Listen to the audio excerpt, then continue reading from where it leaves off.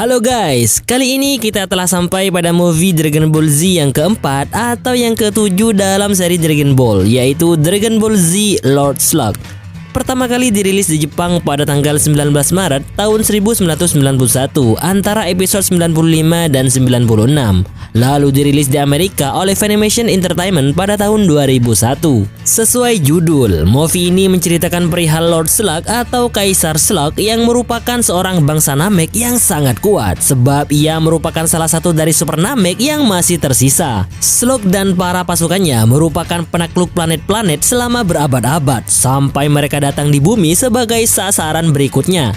Penasaran dengan kisah lengkapnya? Yuk mari tonton videonya sampai habis. Film bermula ketika Piccolo sedang fokus bermeditasi di dekat air terjun. Tak lama kemudian muncullah Gohan dan Haya Dragon. Di situ Gohan bersiul sehingga membuat Haya Dragon bernari-nari bersamanya. Sontak hal tersebut membuat Piccolo terganggu dan menyuruh Gohan menghentikannya. Melihat Piccolo memarahinya, Gohan langsung berhenti bersamaan juga dengan Haya Dragon. Namun tiba-tiba mereka berdua merasakan benda asing dengan kekuatan yang sangat besar sedang menuju bumi. Hal itu juga dirasakan oleh Mr. Brief, ayah Bulma. Ia mengatakan bahwa benda itu ternyata adalah sebuah asteroid yang akan menabrak bumi sore nanti. Beliau juga menambahkan bahwa di dalamnya terdapat sebuah kehidupan. Namun meski begitu, jika asteroid tersebut jadi menabrak planet bumi, bumi akan mengalami sebuah kehancuran. Hal itu juga telah disiarkan di televisi, sehingga membuat semua orang panik dan berbondong-bondong mencari tempat amannya masing-masing. Mengetahui hal itu, Goku dan Krillin sepakat untuk mengatasi bencana yang akan segera melanda planet bumi itu. Sesuai dengan saran Bulma bahwa mereka tidak boleh menghancurkan asteroid tersebut karena di dalamnya terdapat sebuah kehidupan. Jadi Goku dan Krillin hanya perlu merubah arah dari asteroid tersebut sehingga tidak lagi mengarah ke bumi. Dengan semua kekuatannya, keduanya melancarkan Kamehameha gabungan. Namun serangan itu tidak berpengaruh sedikit pun dan bumi masih dalam bahaya. Bahkan Goku dan Krillin terlempar jauh entah kemana. Beruntung asteroid itu tidak benar-benar menabrak bumi. Ia hanya lewat dekat bumi dan tidak menabraknya. Lalu segera setelah itu asteroid tersebut meledak di luar angkasa. Namun walaupun begitu, sedikit sentuhan oleh asteroid tersebut menyebabkan angin kencang yang merusak sebagian bumi. Parahnya lagi, sebuah kapal luar angkasa dari asteroid itu mendarat di bumi. Pesawat itu penuh dengan prajurit yang melayani seorang bangsa Namek yang bernama Slug atau mereka menyebutnya dengan Lord Slug. Bersama dengan timnya, dia telah menjelajahi luar angkasa. Bahkan ia telah menaklukkan banyak planet dan kini bumi menjadi target selanjutnya. Melihat ada benda aneh yang sangat besar, orang-orang berkumpul untuk melihatnya, termasuk juga Bulma, Cici, Gohan, Oolong, dan Haya Dragon. Tak lama kemudian muncullah beberapa prajurit anak buah Slug. Mereka mendeklarasikan bahwa mulai saat ini bumi adalah milik mereka. Anehnya, orang-orang di situ bukannya lari, mereka malah menertawakan prajurit-prajurit tersebut. Wah, dikira mereka lagi ngelawak kali ya. Awas saja, nanti kabur pasti serang. Benar saja, tak terima karena ditertawakan. Prajurit-prajurit itu akhirnya menembaki mereka dengan membabi buta. Nah, baru deh mereka lari terbirit-birit. Dasar manusia. Akan tetapi, lain halnya dengan Gohan. Dia dengan berani melawan mereka sendirian. Di tengah pertarungan, ia berhasil menghancurkan helm salah satu dari mereka. Sontak hal tersebut membuatnya berteriak kesakitan. Rupanya mereka ini merupakan sejenis makhluk yang tidak tahan dengan sengatan sinar matahari. Pantas saja mereka semua memakai pakaian pelindung termasuk juga helm.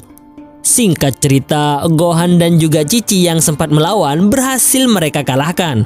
Bahkan Dragon Ball yang semula berada di topi Gohan juga berhasil mereka rebut. Kini Dragon Ball berada dalam genggaman pemimpin mereka, yaitu Slug. Dia juga tahu bahwa Dragon Ball yang berada di tangannya saat ini bisa mengabulkan satu permintaan. Namun itu saja yang ia tahu. Untuk lebih detailnya, ia tidak mengetahuinya sama sekali. Akan tetapi, Bulma yang juga masih berada di situ tanpa sengaja mengatakan bahwa butuh 7 Dragon Ball untuk mengabulkan sebuah permintaan. Walhasil, hal itu membuat Slug semakin penasaran sehingga ia menangkap Bulma. Lalu, dengan kekuatannya, ia kemudian menyerap semua ingatan Bulma tentang Dragon Ball. Setelah mengetahui semuanya, ia kemudian mengambil Dragon Radar dari Bulma. Lalu tanpa berlama-lama, ia perintahkan anak buahnya untuk menemukan ketujuh Dragon Ball dalam waktu 1 jam. Singkat waktu, tanpa membutuhkan waktu lama, mereka berhasil mengumpulkan 7 Dragon Ball. Lalu dengan kekuatannya, Shenlong mengabulkan permintaan Slug yang mana pada saat itu sudah tua bangka. Yap, Shenlong mengabulkan permintaannya untuk kembali muda dan kuat seperti dahulu kala. Walhasil, dengan kembali mudanya tuan mereka, semakin membuat mereka tak terkalahkan. Belum lagi, agar lebih mudah menguasai bumi, mereka menerbangkan sebuah alat yang disebut Terra Frieza.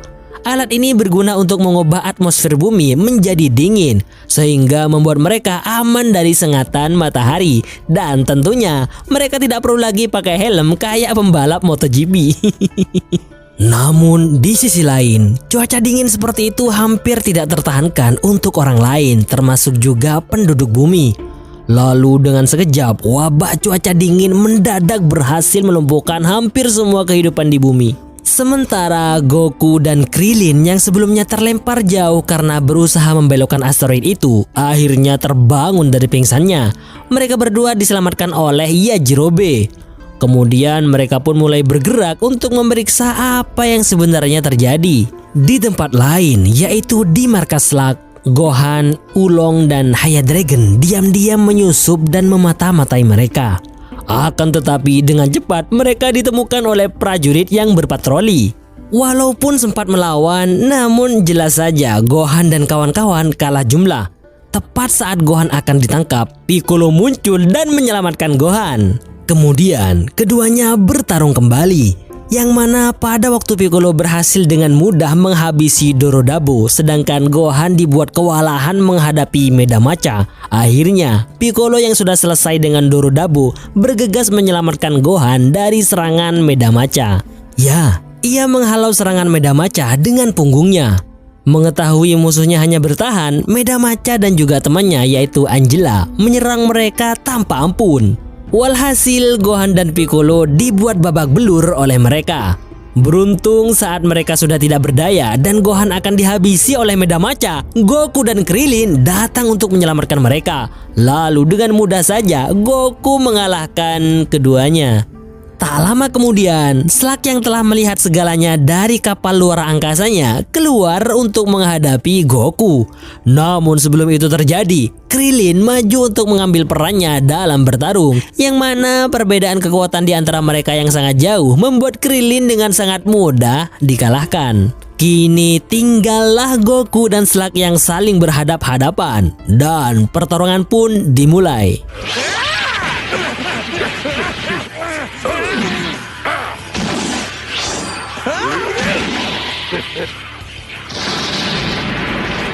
Terlihat dari pertarungan tersebut bahwa Slug terbukti lebih unggul dari Goku. Walaupun tidak langsung dikalahkan seperti Krillin, namun tetap saja Goku tidak ada apa-apanya ketimbang Slug.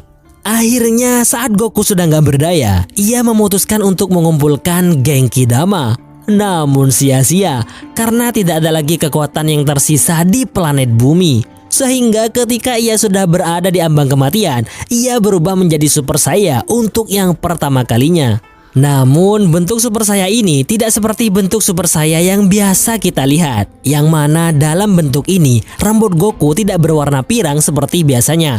Akan tetapi warnanya hampir sama ketika Goku dalam mode Kaioken. Hanya saja bentuk rambut Goku dalam mode ini ialah tegak lurus ke atas. Selanjutnya perbedaannya juga terlihat pada pupil mata Goku. Dalam bentuk ini, pupil mata Goku tidak terlihat sama sekali. Sedangkan dalam bentuk Super Saya yang biasa kita lihat, pupil mata Goku berwarna hijau. Sedangkan untuk aura yang mengelilingi Goku, pada bentuk ini juga diperlihatkan berwarna emas seperti biasanya.